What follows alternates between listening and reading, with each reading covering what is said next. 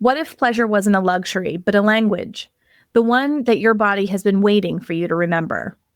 In this episode of Reproductive Rebel, I sit down with Sacha Fossa and we explore the Sensual Erotic Blueprint, where healing happens through touch, texture, scent, and sound. We'll talk about how sensual energy supports your nervous system, restores hormonal harmony, and reconnects you with your body's natural rhythm of wholeness.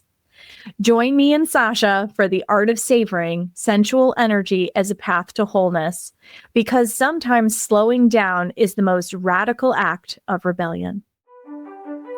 Hi, I'm Adrienne Irizarry. I'm an East Asian medicine practitioner who is passionate about women's health and helping women to live their best lives.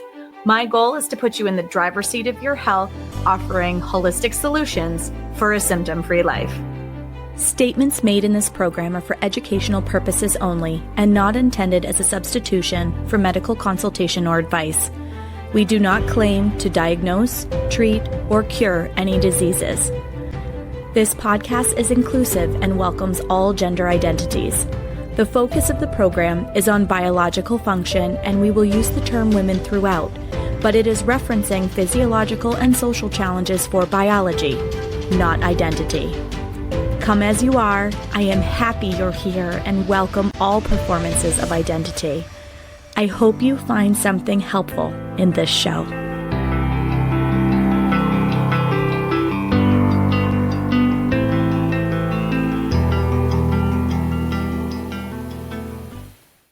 Welcome back to another episode of the Reproductive Rebel podcast. I am so excited to welcome back again to the show the ever-talented and full of wisdom, Sacha Fossa. Welcome back to the show, Sacha.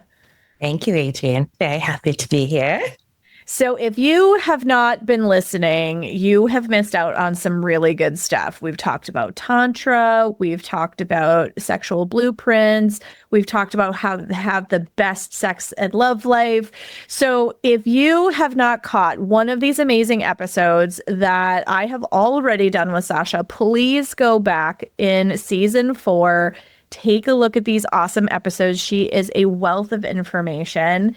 But I find that people ask a lot of questions around their best sex and love life. So we have started taking the deeper dive into the blueprints so that we can talk in a little more defined detail around the different ways that people energetically show up. So instead of getting ahead of myself, I'm just going to have Sacha give you a little high level overview of her amazing work, and then we'll dive right into the Sensual Blueprint. Perfect. My name's Sacha Fossa. My business is Sacred Temple Arts. The sacred temple is your body. And I have been in the healing somatic arts, erotic, intimate arts for 25 years, training, studying, living, breathing, all of it. It's what I'm most passionate about. And so my work is really to custom design programs for all of my clients to create their best sex and love life, whatever that means to them in terms of what they really, truly most desire in some of these most important parts of their life. I have a master's in healing arts and sciences. I have tons and tons of credentials throughout these different fields. So I combine, I'm a coach, I'm an educator, I'm a healing arts practitioner. All of that goes into hacking for you, what your best sex and love life looks like, whether it's wellness challenges or just getting more. Even if your sex and love life is fantastic, clients come to me just for more. I'm all about getting everybody the more, whatever that is for them, and ongoing, the more of what really feeds them. I'm an erotic blueprint coach. So we've been diving into all of these blueprints, which is essentially how you're wired erotically. We did the energetic the last time. Today we're diving into the sensual. You can reach me at sacredtemplearts.com. You can also go there to sign up for a complimentary call, as well as take the erotic blueprint quiz through my site there and get the paid report so that you'll know for yourself what are your primary and secondary. Actually, yeah, the paid report will give you all the blueprints. And it's a 30-page printout. It's quite extensive of the information. And basically, this is one of the most important things you could discover about yourself and your partner or partners to create a better sex and love life. So I teach Tantra and all these different things that we're bringing it all together here in a series of these podcasts so that people can really get a taste of these wonderful pathways.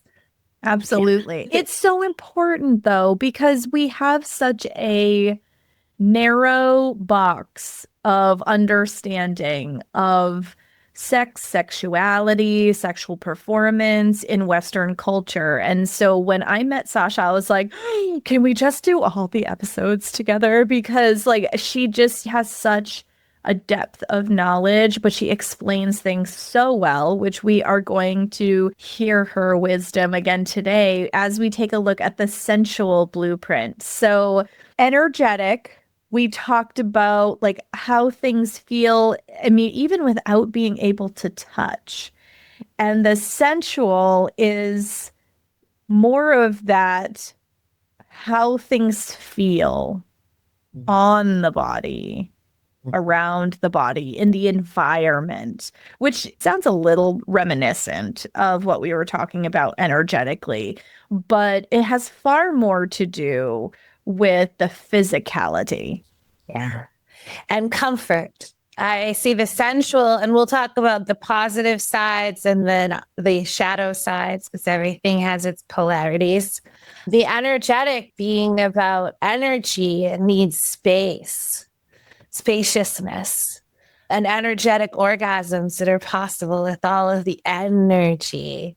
The sensual, in each of these episodes too, just a reminder for people, I'm embodying the blueprint. So I really came to this with a soft top on. It's very velvety and sensual to me.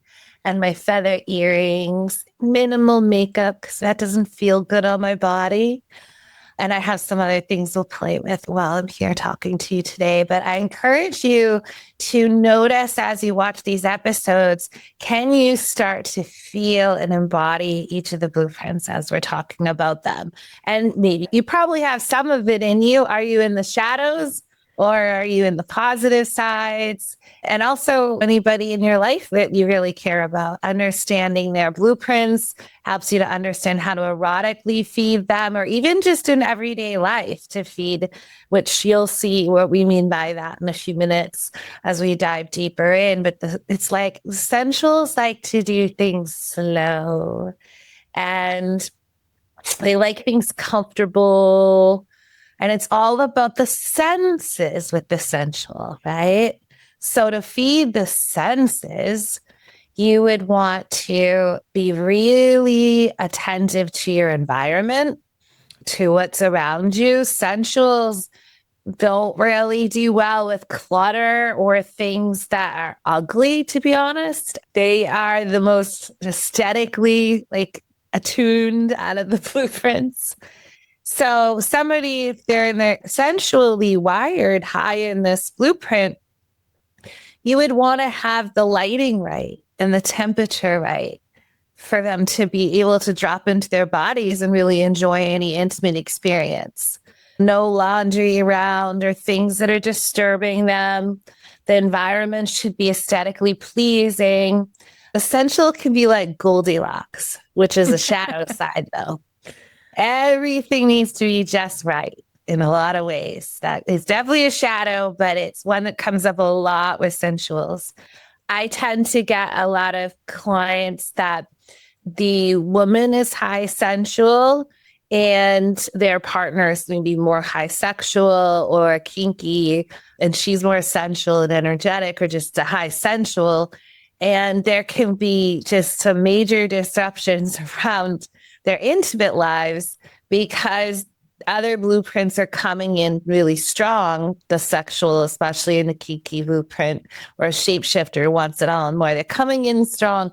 And the sensual is like, I need to relax to have sex. These other blueprints, especially the sexual, needs to have sex to relax. So like strong kink, you kind of like things to maybe be a little like edgy and to like your environment to be. When I'm in more of a kinky mood, I like the cold sex toy or just hot wax or different, I really like to get into those edges. But when you're in the sensual, it's like, just really relax. They need to relax. They need to relax their bodies. They need to relax their mind, most importantly. Sensual shadow can be all of this like monkey mind and not able to relax into the moment, right? It's like, oh, I can't have, my orgasm was here and then it left because I was worried about the kids wherever they are right now. Or I was thinking about the laundry suddenly that's sitting in the washing machine, or it can be so many different things. My partner, my man, is actually very high sensual, but he doesn't portray it in the way I'm describing. He doesn't really care that much about what he wears, to be honest. I'm like, can we start dressing you better? Wouldn't you prefer some softer clothes and some things like feel good, look good? And he's like, I'm a guy. Like, he just doesn't have strong sensual in that sense, but he is particular about what he eats, right? The sensual, like, things have to taste good, smell good, look good, right? All the aspects. And some people have some stronger than others. I have it all. My environment, every pillow needs to be in the exact right spot. Everything needs to look pretty. Everything needs to smell good. I always have diffusers running with 100% natural essential oils. I'm always using essential oils, putting them around me and on me. And in my baths, I'm a huge fan of baths. Sensuals tend to, well, they have good everyone should have good hygiene, but they are especially about good hygiene and baths and warmth and the nurturance of taking care of slowing down and tuning into the body and feeding it in all the ways, right? They can have food orgasms. So I brought a little chocolate with me. I thought we'd explore that in a bit. You have any chocolate with you? Think about, for essentials, kind of like a good question that I learned from my mentor, Jaya, which I should have said this in the intro. Jaya was the creator of these blueprints. So she talks more about all of the blueprints from the perspective of we are all imprinted in different ways, but we may all have been born with all of them, right? So there's some mix of it in you, and to just kind of see what that is, right? And so as I was saying about my man, he has not really the sensual in terms of like clothing and looks and certain things. He certainly doesn't need every pillow in the right place, that kind of thing. But he gets most aroused from his sensual when he's just massaging me or touching bodies and massaging with oil and receiving. He loves. So if we talked energetic touch, you could practice energetic touch would be either like off the body playing with energy or like very light hovering touch or barely touching the hairs on your body, right? But the sensual touch is like full hand massage, right? Most types of massage, a lot of massages, it's all sensual relaxation. So like his biggest hands, just taking my hands and just sensually, slowly moving on his body. And it's like all of the goosebumps, which is actually erectile tissue going up. And you can just see him melt. So that's that high essential of like, they need a lot of touch to their bodies unless they're in the shadow side. And then there's an issue going on of where they're oversensitive or they haven't been touched right. Mm-hmm. They had to find the right slowness, the right temperature, the right thing that feels good for you in terms of sensual. Shall I go on, or do you have anything that you want to add in here so far? I'm going to have a sip of my tea that I brought just for the special sensual session we're having.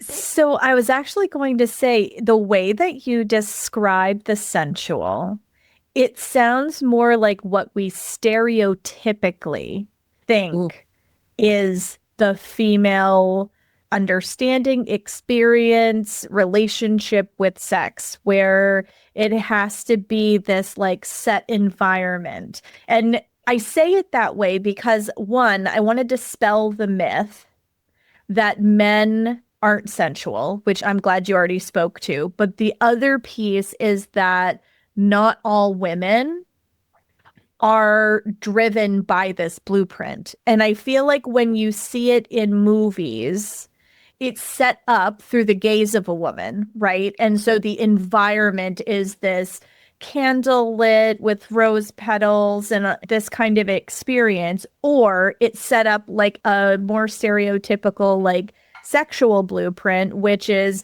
they come together and they start going straight to penetrative action. And it's like one extreme or the other, which is a polarization of masculine and feminine energy on screen. Yeah. So the fact that there, one, is a spectrum, two, these blueprints can live in any body, I think is really important. And they do. They absolutely do. So would you say that the sensual is more of what we stereotypically think of as like a feminine way of being sexual? The sexual blueprint is considered to be, according to Jai, the cultural norm. But according to their research, which at this point they've said it's been over 2 million people have taken this quiz, the erotic blueprint quiz. So again, go to my website, sacredtemplearts.com, take the quiz.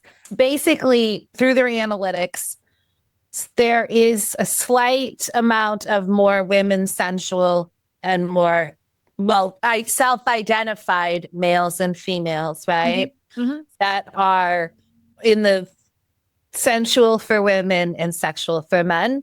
But I have seen it all across the board, and so has she. And the larger thing of the research that's important is that the blueprints are more evenly distributed across all genders, right?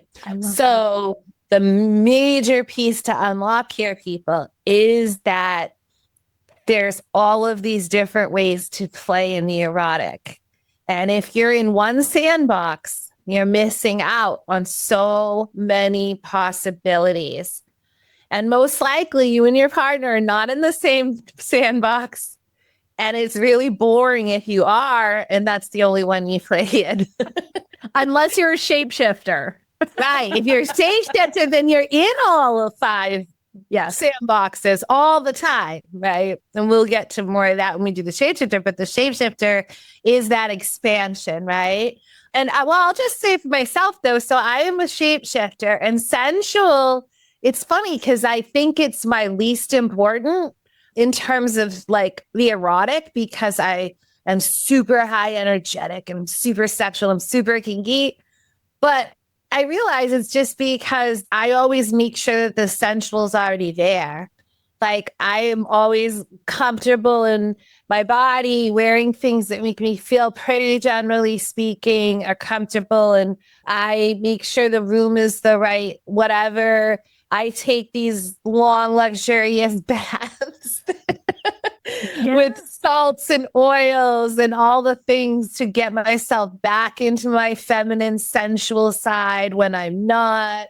My partner lovingly calls me sir when I am not in my And when he does, I immediately want to go do something sensual and make myself come back to. Yeah. Just because I don't like being in the man. I'm not very pretty in my man mode. That's just my thing, right? It's okay for me to do it, to be the boss, maybe sometimes my own business and so forth, but it's not that sexy to my partner. I actually kind of wish my partner would be like sir, because like sometimes I don't even realize I'm doing it. Yes. And I think some of it too is that women tend to launch into more masculine energy and being action oriented and a means of control for safety. Yes. Right. And so vigilance center. We have these vigilance centers. And that is what the sensual gets totally turned off when they get into that. But I'm glad you brought up safety, because actually it's safety and comfort and trust, right? Which a lot of people say women in general need that for any type of turn on. I mean, most people, unless you're super high kink and you intentionally want to have things feeling taboo and edgy, but even then, you're creating it so that you're doing it within a safe container. Right. The whole thing's based on safety, right? So maybe we all, as humans, in some ways, we like to have, even my partner who loves thrills, like he's really into thrills, has been his whole life. And because he also has a lot of kink, there's still like a piece of control, right? And the safety aspect in place and the consent. Yeah. And it's like when he called me sir for the first time, I said, would you please do that for the rest of our lives that we're together? Like, because that's going to immediately make me sit back and go, ooh, do I want to be like, sir? Yeah. I want to go back to like, Sacha.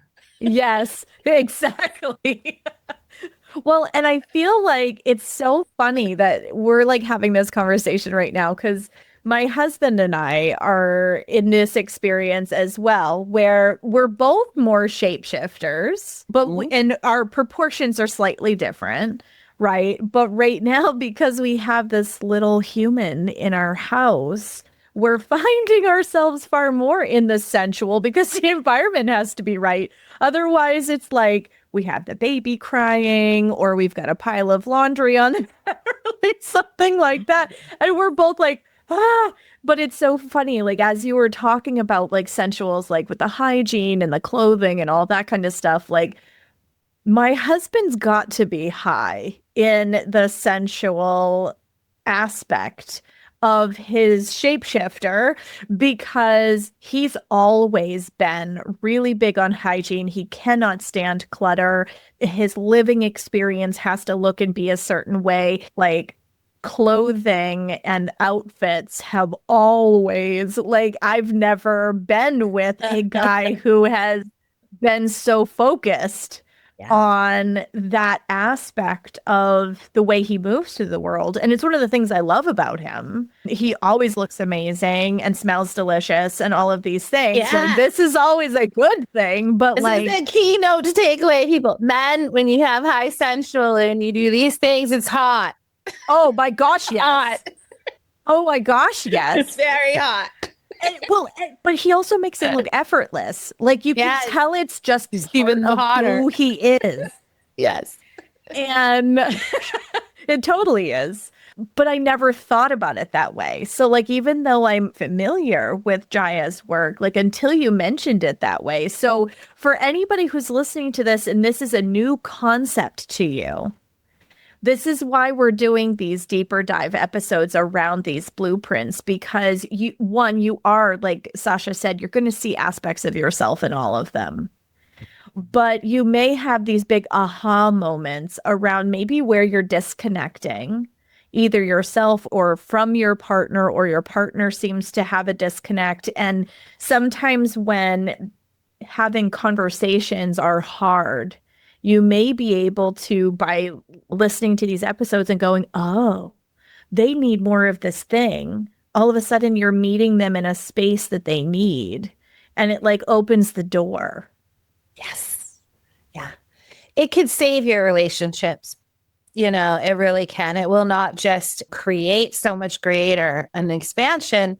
It will be life-saving to relationships and to your well-being to understand these blueprints. They bleed out everywhere into your world, into everything. So it's so important and it helps so much. And when you become more masterful in it, like, you know that if you're getting into something with your husband, right, you probably both need to resource yourselves in some sensual blueprint, because you're in the contraption, right? Or like you need to get some comfort and some ease. A lot of times for young parents, let's face it, you need rest, right? You need rest. Yeah. And I discovered that, like with my partner, with his sensual, that if I don't let him rest, then he can't relax and be ready for like the 5-hour sex date that I planned for us to have because I'm like, let's go.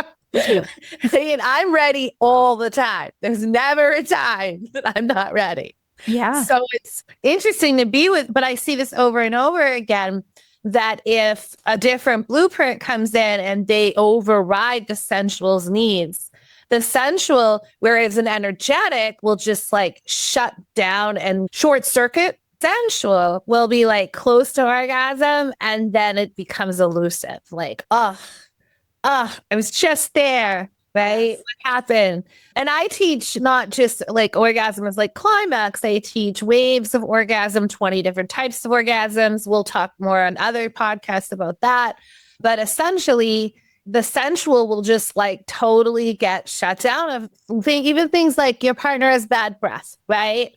Or I do this a lot. Like I have clients, a lot of male clients, and I'll be like, okay, and your home play is to get a pedicure this week, along with the things I added.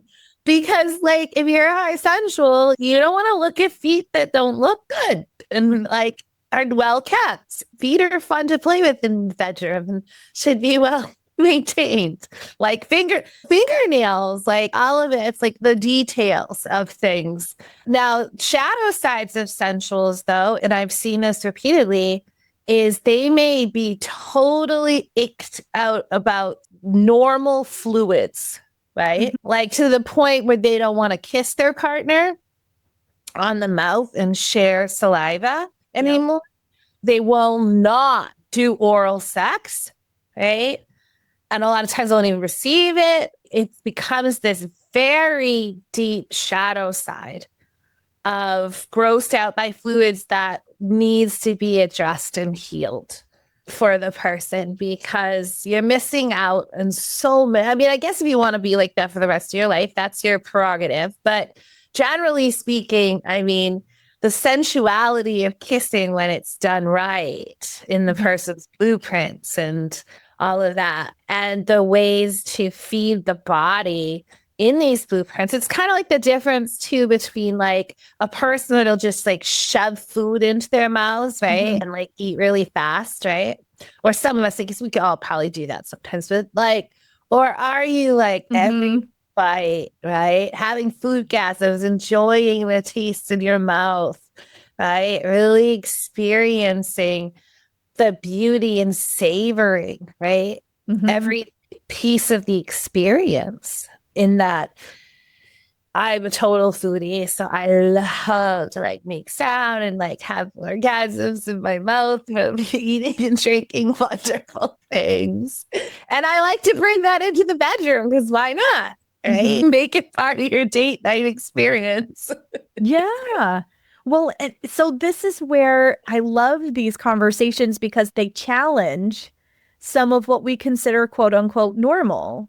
Like I see a sensual bringing a fruit and cheese board into their bedroom experience rather than it being like separate. And it like pushes the envelope in terms of thinking about, well, what could meaningfully be part of this experience? Let's get creative around it. I love what you said about being a foodie because I am a wicked foodie. It's so hard to be a foodie when you have celiac too, man. But one thing I love to do with my husband is we always go and check out new restaurants. And we love to like, we coordinate our dishes. Like I get something, he gets something, and then we'll get bites off each other because we want to try all the things. And that's what we do too, because we're shapeshifters. I love that. Yeah, we want more variety. We share everything, right? Yeah, absolutely. And what you're saying too with the sensuals, we can take this whole food concept, right, into the bedroom. So in porn, right, which is terrible, so, it has its place in some ways, but in general, most of what's out there is garbage, educational wise and more. Another topic for a different podcast. But so you see oral sex or like fellatio is like, yeah, right? No, what if you could sensually enjoy your partner's cock just like you could like an ice cream sundae. Right. Or whatever it is that you love to eat, like pleasuring it just completely with your mouth in all the ways that feel good to your mouth and your body, that slow and sensualness. The same with like kissing. I do have some on my YouTube channel, by the way, for everyone, Sacha's Sacred Temple Arts YouTube channel. I have a playlist on best fellatio, cunnilingus, and also kissing.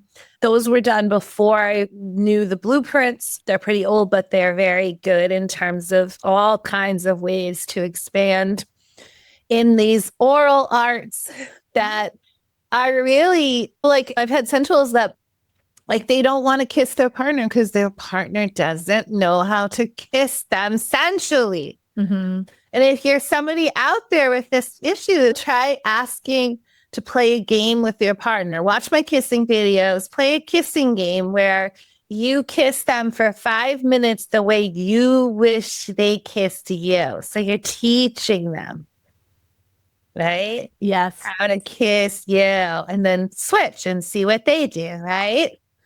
I mean, that's one thing I have to really like. I know I'm a repeat offender as a person who loves to kiss, but I like to kiss sexually. Like I love like a tongue way down my mouth. So I think my partner likes that too, but that is not his favorite thing. Yeah. Yeah. Right. Well, and it like expands upon this idea that like generally we really don't know how sex works in Western culture. Like we know the P goes in the V, but like that's it, right? Yeah. And this takes it a step further that like our traditionally thought sexual blueprint isn't the only way to do this. So holy crap, there could be an entire spectrum of kissing. And every time you mention things like this, I'm like, oh, I see this in my own relationship because my husband's the first person who ever like could kiss me correctly. Like I didn't feel like there was slobber coming out of my face and like all like that was so distracting for me. Yes. See? Yep. That's a high sensual thing right there, right? I feel like I don't care about slobber. Just get it in, get me more of it. Yeah. Well, maybe I would. I'm not sure. Because I always make sure my sensual is always taken care of, I guess, because it's so important to me. Like, I don't even like to be in environments that are ugly, like, or not like, I mean, I am really like a princess about these things. It's like, okay, like my body, if like I'm going to go fly somewhere, I'm like, I'm only going if it's going to be first class because my body does not like to be coach. My body likes to live in a house that's at least almost 3,000 square feet. And we need beauty around us. We need to leave beautiful things. It's all about the aesthetics and the comfort and the sensual. And then when all that's fed, I can go into the other blueprints. But it's really important if you're with someone with a high sensual to address and you can't just do it once, people. You have to do it like over and over again, right? So if I had a high sensual, like a really high sensual, and I wanted to like woo them and get them into bed with me that night or something, right? And have some intimate play, they like would come to my house and I would like give them like just a warm hug and make sure everything was taken care of, invite them in, have them put on some more comfortable clothes, feed them their favorite meal, get them resourced and like enjoying all the food, relaxation, right? Then like a bath or a warm shower and have the room set up beautifully and with all their favorite snacks and the music. Oh my God. Music, if like it's the wrong song, like the sensual, just again, like unity, just the right playlist. Yep. I attributed that to being a musician. That's funny, right? Could be either, but oh my word. I would say musicians and those of us who are naturally in the arts, we have to have sensual somewhere in our blueprint, right? Yeah. Generally speaking, I would say that would hold true. but especially healing arts, because we touch, right? And we're touching, massaging, we're doing things this way. But certainly the intimate arts and the fact that women's bodies are very different in terms of arousal. And so Esther Perel says foreplay starts at the moment of your last orgasm, right? And that's something to really think about with sensuals, is that they want to be fed constantly with foreplay. Right? Yes. Yeah. Yeah. And aftercare, they need the foreplay and the aftercare, right? So the aftercare might be cuddling. We're an energetic, and I'm in my high energetic after sex. I'm like, I need space. I need to be away from anybody and probably go lay on the earth or something by myself and regroup. But when I'm in my sensual, it's all about that oxytocin high of bonding. Yep. And I want to be all like little spoon and like warm and cozy. Yeah. Well, oh my goodness. So you say a lot of this, and it's like, I am a shapeshifter, but I actually think I've been sitting in high energetic and high sensual for a lot of my life because, as somebody who, like, I don't have a long list of partners. Things had to be a certain way in order for me to be cool with the idea. And like, in some ways it's good, but in some ways, like, I don't feel like I was able to like really live parts of my life either because it felt very restrictive. You said something about when I'm in this or when I'm in that, and this is how it shows up. But I also kind of want to put out there, like, sometimes life circumstances can make one step to the forefront a little more as absolutely that, like, just because, like, maybe you took this quiz, like, I don't know, 5 years ago even, and life happens, right? So you may find that you even start to identify with one of these, like, oh, I'm a really high energetic. Okay, well, that's not going to go away. However, it means that there may be more balance between it and another one of these blueprints as you move through the circumstances of your life changing. Yes. We could do a whole podcast too on sexuality stages, which Jaya teaches the 5 different stages. I won't go into that here too much. She'll just say that the blueprints will change over time, that you'll have higher amounts of some and others. And there can sometimes be massive changes that happen, whether it's through birth, death, traumas, relationship changes, the whole gamut of life's experience, right? So it's really good to have that awareness to see and know, oh, wow. And for females, a lot of times, well, we're always cycling, even if we've gone through menopause, there's still cycles happening. And for men, they have different cycles as well in a 24-hour period, as we know.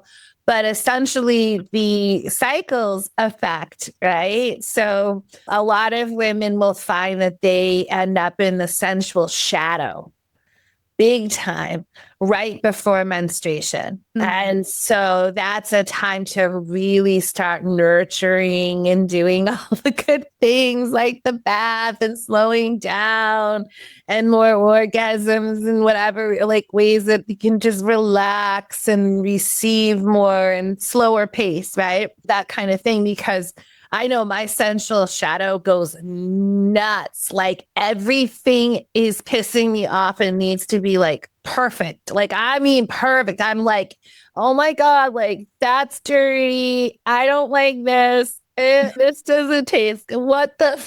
Like, yeah. She goes, I would like you in that. Oh my God. Like, I'll be like, the lawn needs mowed. I can't take it. Like, and like the rest of the like things won't be that severe. And so I'll know like when I'm headed a certain direction in my hormones, what's going on. And I have to make extra sure to feed the sensual. So we have said this in other podcasts, but we should reiterate again. You have to feed yourself back into the positive side of a blueprint. Right? Have your partner feed you. Or feeding yourself. Can't always rely on the outside, right? And they may need help to let them know how to feed you back, right? But I would bet probably with you and your husband, you guys like just trying to get sleep. It's like being able to eat while you're feeding everybody else and all the things that you're doing, that feeding your sensual out of the shadows, right? Of so much of what it takes to care for young babies. But you have teens too. And so you're doing the whole gamut, right? Oh, yeah. And that's an adventure in and of itself because now all of a sudden there's an awareness that exists in my house that mom and dad do things. Because now we have a baby to prove it. Yes, exactly. So it's like then this whole like mind explosion with teenagers like, oh my gosh, dad and mom do this thing. And like one of the things that we've talked about since we've had our son is like, yes, he in and of himself makes it hard to like connect in the ways that we want to connect in. But now we have this extra layer of, oh, I heard you guys doing things last night. I was like, no, you didn't, because nothing happened. Like they just think they think of things and they assume. That's the sensual blueprint too. It's another piece to touch in on. The shadow of the sensual blueprint, besides monkey mind, is that they project onto others worry and things that they think are true that may or may not be, right? So that especially happens with like partners when you're in the sensual shadow of, you're like, oh, you know, I bet that they blah, blah, blah. And you're thinking this stuff in your head and it may or may not be true, but you're projecting instead of showing up and being present and asking questions and being aware and gentle and more in the sensual of how to approach it. That shadow side can be really difficult. And I see it in a lot of couples where that shadow is prominent. And it's sad because, you know, I see so many couples not having the sex that they want or any sex. There's so many relationships that are more and more like less and less sex going on. And that's just these blueprints, getting out of the shadows and finding ways to communicate in them and to express in them freely and to enjoy your own body, let alone others' bodies. I've also found a sensual shadow, a very strong one, will sometimes be a woman that doesn't want to touch herself, right? Doesn't want to actually, especially touch her pussy, put fingers inside, stimulate herself, have herself, bring herself to types of arousal and orgasm. There's like this major blockage along with some of the things like the repulsion of sexual fluids and so forth that can happen. And your body actually needs to be able to be touched all over, right? Mm-hmm. It's actually it's a basic health tenet in my opinion, but yeah, absolutely. Because certain kinds of touch help certain kinds of hormonal responses and neurological chemical responses. And so like there is an actual physiological need for connection and touch. And when we starve ourselves of that, or I'm thinking about the sensual, but she's a mother who has little people touch her all day. Obviously, that's not the kind of touch that she's like at the beginning of the day. Yes. And then she gets overstimulated and touched out. Yes. Like it makes it very hard to then be open and receptive to her partner for further kinds of touch. And then they feel shut down and it's a whole thing. So like, yes, it's the sensual one. I feel like there are a lot of people who experience it, and maybe until this conversation, they haven't identified that in themselves. But it's one that I feel like can really be a big driver behind shutting relationships down. Yes, for sure. I've seen a lot of the energetic and sensual shadows being major problems. I mean, any of the blueprints, any of the shadows can be major problems. But if it's specific to having less and less sex, Mm-hmm. right? Generally, kinky and sexuals and shapeshifters are going to make sure that they're figuring out how to get sexual needs met in their particular blueprints. Whereas the sensual may just be like, well, I can get fed in all these other ways. I don't need to have sex, like an actual more like penetrative or sexual like intimacy, because they're good with just a massage, right? Yeah. Or the energetics, like I don't even need touch. Like I can do things without any touch. I like space. I like whatever. And so, yeah, it can really be tough on those who really want to have more of the experience, of course, of connection with physical bodies and intimate play, which I think we all need for basically to be healthy as humans. So that's why my job personally, the way I see it, is my programs are designed to help clients in the blueprints, but in many other aspects. But with the blueprints, how to get them out of the shadows of their blueprints, educated on the blueprints, get them out of the shadows of the blueprints, feeding the positive sides of the blueprints, then how do the blueprints play together? But then eventually I teach about all the blueprints, learning how to play games in all the blueprints, learning all the touches in the blueprints, and doing that and experiencing it. And then you learn how to stack the blueprints so that your sexual experiences can be these dynamic and expansive and fun experiences in new ways that will feed you out of being so dominant in maybe one or two blueprints, and again more towards. So I just want to make everybody a shapeshifter, basically, because it's so much more fun, says the shapeshifter.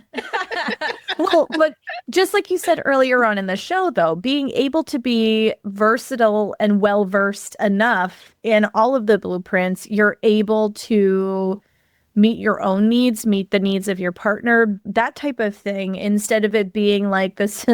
Okay, it's just another day at the office and it's the same way, the same formula, the same outcome. Or maybe you get to a point where because it's the same formula all the time, you don't get to the same outcome. And that's where people like really start feeling dissatisfied. They don't feel attractive anymore. They don't feel like their partner sees them or wants to be with them. Like it just turns into this really big spiral. Yes. So all of you listening, you need to go to Sacha's website. This is imperative for your relationship health, for your emotional health, for your physical health, being magnetic for what it is that you're trying to attract into your life. Like this kind of understanding of who you are and your turn on literally is the magnet for the things that you want in your life. Yes. I'll just say quickly about your daughter or son, whichever, the teenager that's projected, right?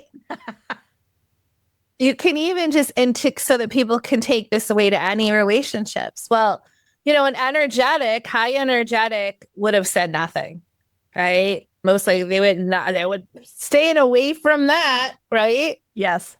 Not my circus kind of thing. Yeah. Any of that could be like more energetic. The sensual projects, right? That you were doing things, yeah, and doing things instead of like you were fucking, maybe you were having sex, right? The sexual would just be like, heard you and dad doing it last night. Yeah, and just statement of fact, here we are. Fact, no big deal, no shame really in it, right? Like a kinky would do something different with it, maybe create something taboo or like play with it and maybe just do a power play, whatever. It would be something different. It's just to kind of see, though, how even just that one response, right? Something could give you a little insight to someone else. Yeah. So this is why this is so important for people to understand, though. And I am so grateful that you took the time to come on and share your expertise around the Sensual Blueprint. Please like, follow, share all the things depending on where you find this episode, because we're going to continue on this journey through the blueprints and this discovery around really who are you, what motivates you, what turns you on. And these are designed to be a launch pad so that you can talk to your partner, so that you can gain some insight into yourself, and then reach out to Sacha and get a deeper knowledge and a practical how to be able to apply these things in your life and your relationships. Thank you so much for joining me today, Sacha. And until next time, everybody. Thank you for joining me for another episode of Reproductive Rebel. Reproductive Rebel is recorded by certified peri-steam hydrotherapist and acutonics practitioner, herbalist, and Chinese nutritional therapist, Adrienne Irizarry of Moon Essence LLC. If you are interested in setting up an appointment for one-on-one support, ordering from our store, or checking out our course offerings, visit our website at moonessence.life. Be sure to subscribe to our newsletter and get insider information on upcoming events and offerings. Join the conversation. Like and follow us at MoonEssenceMe on Instagram, Facebook, or LinkedIn. Your voices make this program possible. Thank you all for your continued support.